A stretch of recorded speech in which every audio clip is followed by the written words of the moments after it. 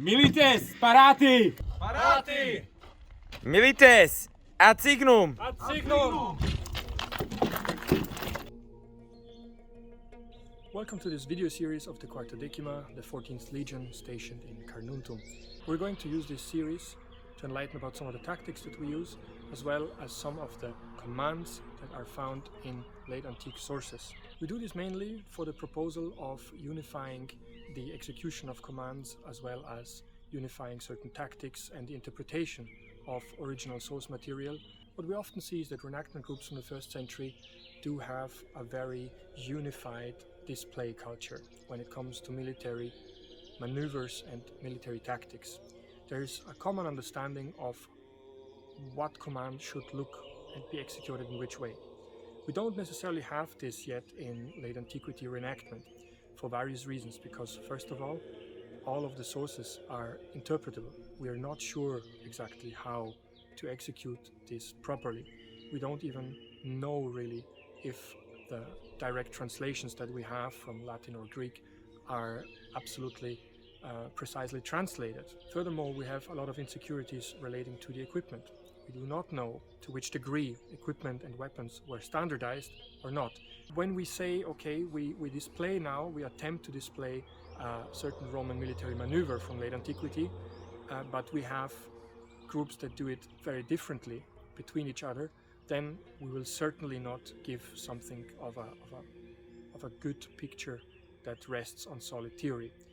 If we now standardize certain elements and we show one interpretation, although it might be a wrong interpretation, still the picture is one of one unit that does it in a very similar way. So this is less wrong than to have several units on the field that do stuff very, very differently, and sometimes to the detriment of tactical use.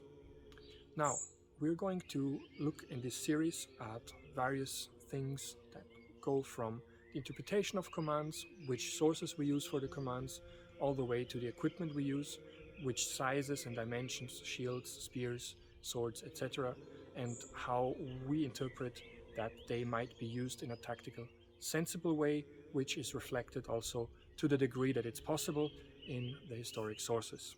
We do not wish to exclusively impress our interpretation of the sources and of tactical sensibility onto the wider scene of late antiquity, but we wish to create debate.